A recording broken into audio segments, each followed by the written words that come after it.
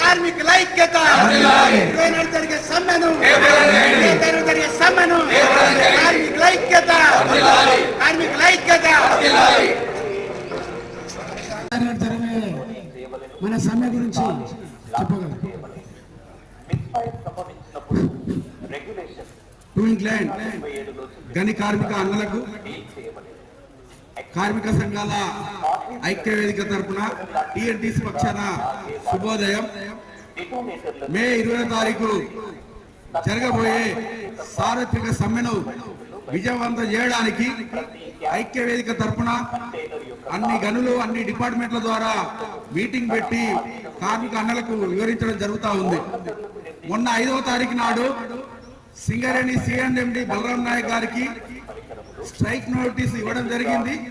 అలాగే అక్కడ ఉన్నటువంటి ఆర్ఎల్సి డి శ్రీనివాసులు గారికి కూడా స్ట్రైక్ నోటీస్ ఇవ్వడం జరిగింది. మే 20వ తారీఖు కార్మికులు, కర్షకులు, రైతులు, ప్రజలు అందరూ కూడా 20వ తారీఖు సమ్మెలో పాల్గొంటా ఉన్నారు. ఈ సమ్మెకు ప్రత్యేకమైనటువంటి ఒక కారణం ఉంది. 44 కార్మిక చట్టాలను 4 కోడుల్లో విభజించి ఇలా కార్మికుల పైన అనేక రకాలుగా దాడులు చేయడానికి ఇలా కేంద్రంలో ఉన్నటువంటి అధికార పార్టీ ప్రయత్నం చేస్తా ఉంది. మేము దాదాపు 4 ఏళ్ళ నుంచి ఇక్కడికి వచ్చి మాట్లాడుతున్నాం. పాత కార్మికులకు తెలుసు, కొత్తగూడెం, ఇల్లందు, మనూరు పాత ప్రాంతాల్లో పనిచేసినప్పుడు అది కార్మిక కాంట్రాక్ట్ చేతిలో ఉన్నప్పుడు ఎంత కోసపెడదో ఆనాటి కార్మికులు తెలుసు. ఇంత కొంత మాకు తెలుసు. పెళ్ళ పనిచేసే వాళ్ళకు, కొత్తగూడెం పనిచేసిన వాళ్ళకు కాంట్రాక్ట్ కింద పనిచేస్తే ఆఖరు రాత్రి పగలతో పనిచేసుకునే వాళ్ళు, పిల్ల చెల్ల చిన్న చిత్క అందరితో పనిచేసుకునే వాళ్ళు. అటువంటి వ్యతిరేకంగా పోరాడి ఈనాడు మనం అన్ని సాధించుకున్నాం. 1975 ఇందిరాగాంధీ రాజ్యాంగానికి వచ్చిన తర్వాత మన కోల్ ఇండియాను మొత్తం ప్రభుత్వంగా పనిచేసింది. ఆనాటి నుంచే మనకు ఎస్సీలకు, బీసీలకు, ఓసీలకు అందరికీ మనకు రాజ్యాంగపరమైన హక్కులతో పాటు మన కార్మికులు కూడా సాయం జరిగింది. ఈయన మనం బోనస్ హక్కు తీసుకున్న కారణం ఆనాడు కార్మికుల పోరాటమే. తర్వాత మనకు పెన్షన్ సిస్టమ్ కార్మికుల పోరాటమే. ఇవన్నీ ఉచితంగా రాలేదు, ఇవన్నీ పోరాటం సాధించుకున్నాం. ఇప్పుడు మొన్న వచ్చినటువంటి మన ఉద్యోగం కూడా అటువంటి మన పిల్లలకి చెబితే వాళ్ళని ఇది కూడా మనం కొట్లాడుకుంటూ వచ్చింది.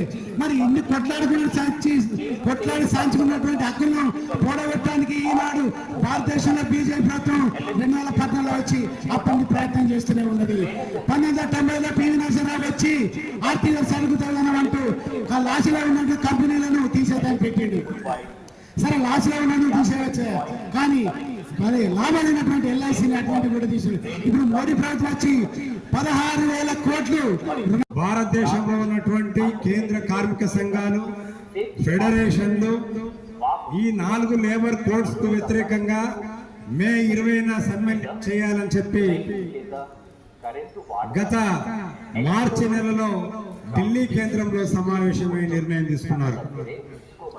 ఆ తర్వాత ఏప్రిల్ 8న హైదరాబాద్ సుందరయ్య విజ్ఞాన కేంద్రంలో రాష్ట్రంలో ఉన్నటువంటి అన్ని ట్రేడ్ యూనియన్లు కూడా కూర్చొని 4 లేబర్ కోడ్ల వల్ల వచ్చేటువంటి నష్టాలేమిటి, కేంద్రంలో అధికారంలో ఉన్నటువంటి మోడీ ప్రభుత్వం ఎవరికి సేవ చేయదలుచుకుంది, కార్మిక వర్గానికి ఇది ఎంత ప్రమాదకరమో కూడా చర్చించి మనం దేశవ్యాప్త సమ్మెలో రాష్ట్ర కార్మికులు కూడా పాల్గొనాలని మనం భావించాం.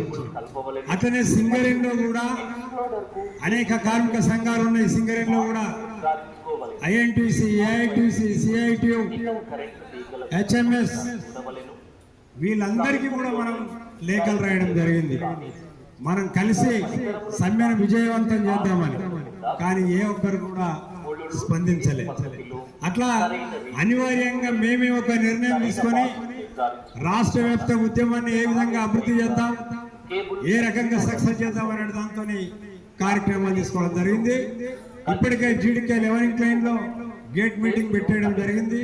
వకీల్పల్లి మైన్లో పెట్టాం, అదేవిధంగా ఏఎల్పి మైన్లో పెట్టాం.